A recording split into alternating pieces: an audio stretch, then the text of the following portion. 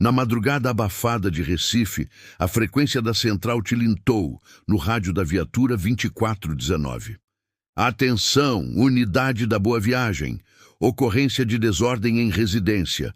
Possível agressão. Rua das Acácias, número 112. O soldado Azevedo olhou para o parceiro, Cabo Moura, e soltou um suspiro. Mais uma briga de casal, e bem na área nobre. Moura ajeitou o colete, ligou a sirene curta e respondeu no rádio. Central, QAP, em deslocamento. Enquanto cruzavam as avenidas vazias, o vento da orla trazia o cheiro do mar misturado ao diesel da viatura. Era o tipo de noite em que a cidade parecia dormir. Mas o caos, silencioso, só esperava um motivo para acordar. Ao chegarem na Rua das Acácias, o portão de uma casa estava aberto e o barulho de gritos ecoava pelo quintal. Um homem suado, de camiseta rasgada, corria para dentro de um carro prata, enquanto uma mulher, enrolada num lençol, gritava da varanda. "Ele vai fugir! Ele me bateu!" Moura sacou a lanterna e gritou. "Polícia Militar! Desce do carro e põe as mãos na cabeça!" Mas o sujeito ligou o motor e deu ré, batendo num vaso e quase atropelando o portão. A viatura bloqueou a saída. O soldado Azevedo se aproximou, apontando para dentro do carro. "Desliga o motor agora, cidadão." O homem, ainda ofegante, respondeu entre dentes. "Ela é minha mulher. Peguei ela com meu melhor amigo. E vocês ainda vão me prender?" A tensão era tão espessa que parecia poder ser cortada com a lâmina de uma faca. A mulher chorava, dizendo que ele invadiu a casa. Ele gritava que era traído. E o vizinho do lado, o suposto amigo, apareceu de cueca, tremendo de medo. O rádio estalou de novo. "Central para 2419, reforço a caminho.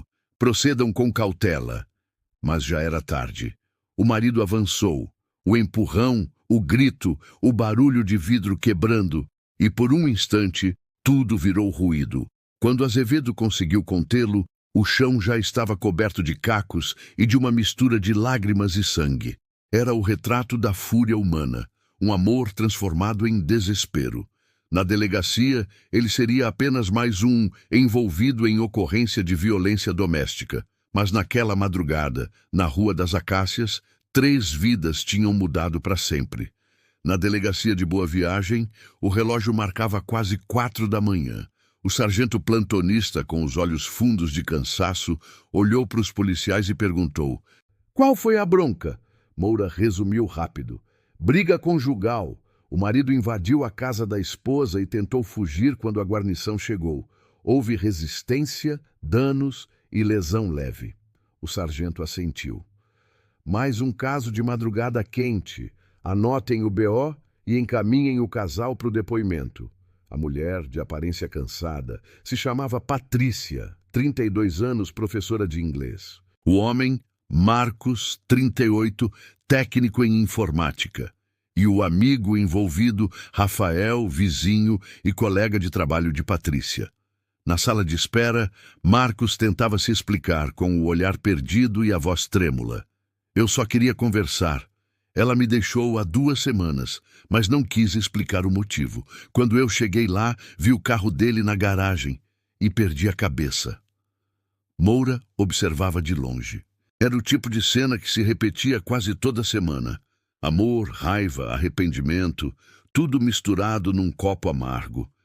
Mas havia algo diferente naquele caso. A mulher parecia mais assustada do que ferida. E o tal Rafael, o amigo, evitava contato visual o tempo todo. Durante o depoimento, Patrícia soltou uma frase que acendeu o alerta. "Eu pedi para ele não vir mais aqui. Ele estava me ameaçando." "Ameaçando como?" perguntou o delegado. Ela hesitou, olhou para o chão e respondeu baixo. "Ele dizia que se eu contasse para alguém, ele acabava comigo, que ia me expor." O clima na sala mudou. Azevedo e Moura se entreolharam. O caso, que parecia uma simples briga de casal, começava a cheirar a algo mais sério. Quando o delegado mandou verificar o carro de Marcos, os policiais encontraram uma bolsa preta no porta-malas. Dentro havia uma arma fria, enrolada num pano, sem registro. A notícia caiu como um raio dentro da delegacia. Marcos ficou pálido. Isso não é meu. Eu nem tenho arma. Mas a esposa, com lágrimas nos olhos, murmurou. Ele me mostrou essa arma há poucos dias.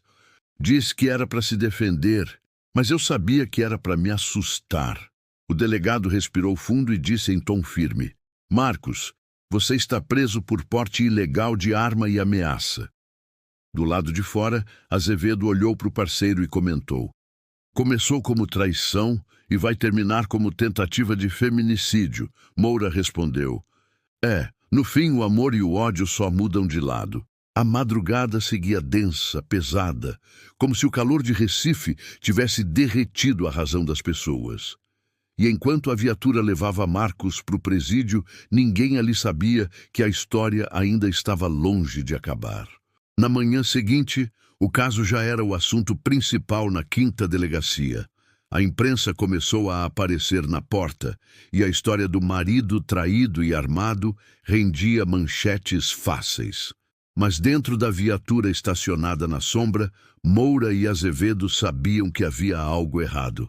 Tu reparou no jeito da mulher? Perguntou Moura, com o olhar atento. Reparei. Não era medo dele. Era medo de outra coisa. Azevedo balançou a cabeça, acendendo um cigarro. Medo de quê, parceiro? De perder a moral na vizinhança? Não, medo de ser pega. Horas depois, o delegado chamou a dupla. Os peritos acharam uma digital estranha na arma. Não é do marido, nem dela. De quem é, doutor? Perguntou Azevedo. Do tal Rafael, o amigo. O silêncio na sala foi imediato. Azevedo e Moura se entreolharam. O quebra-cabeça começava a fazer sentido. Chamaram Rafael de volta para prestar novo depoimento. O homem suava, tentava disfarçar o nervosismo. Eu só estava tentando ajudar ela, doutor. O marido dela era violento. E por que tua digital tá numa arma dentro do carro dele? Retrucou Moura. Rafael hesitou por alguns segundos. Ele me pediu para guardar. Disse que ia vender. Vender? Sem registro? Isso é tráfico de arma, parceiro. O delegado continuou. E tem mais. Patrícia te transferiu R$ 5.000 na semana passada. Pra quê? O homem engoliu seco. Azevedo se inclinou para frente com voz calma, mas firme. Rafael, é melhor falar a verdade. Tu e ela estavam armando o quê? Depois de um minuto de silêncio, Rafael desabou. Era para afastar ele. Ela queria que ele fosse preso. Disse que ele tinha fotos, provas de um desvio na empresa dela. Eu só ajudei. A verdade veio à tona como uma bomba. O triângulo amoroso era só a ponta de um plano muito mais frio. Patrícia e Rafael estavam juntos há meses e tentavam incriminar Marcos para se livrar dele e apagar um possível escândalo financeiro. Mas o plano deu errado. Ele descobriu, invadiu a casa e, no desespero, reagiu. A arma, plantada no carro dias antes para completar a armadilha. Azevedo ficou em silêncio, processando tudo. Então ele não era o agressor. Não dessa vez. O delegado suspirou. Vamos reabrir tudo. Mandem checar as transferências bancárias, os prints, as conversas.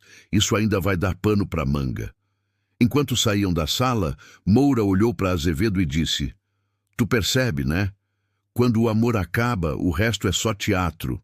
E às vezes o roteiro termina com sangue. Azevedo respondeu: Ou com algema, parceiro. Sempre com algema.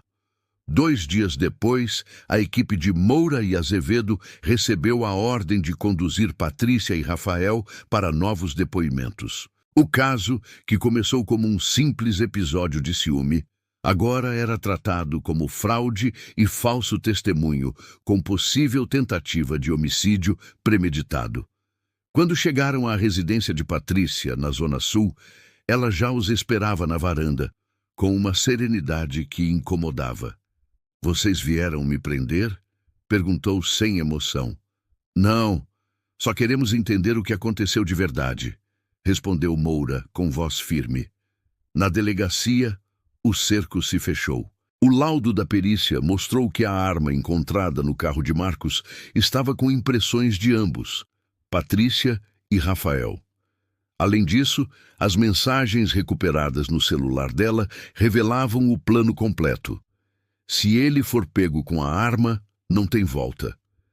A gente resolve isso de vez e vive em paz. Era a prova que faltava.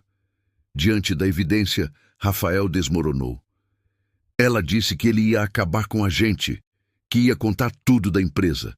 E você achou que a solução era destruir a vida dele? Rebateu Azevedo. Eu só fiz o que ela pediu. Patrícia, no entanto, manteve o olhar frio, distante, quase calculado. Ele merecia, me humilhava, me controlava. Tudo o que fiz foi me defender. O delegado levantou, fechando a pasta. Defender é uma coisa, planejar a ruína de alguém é outra.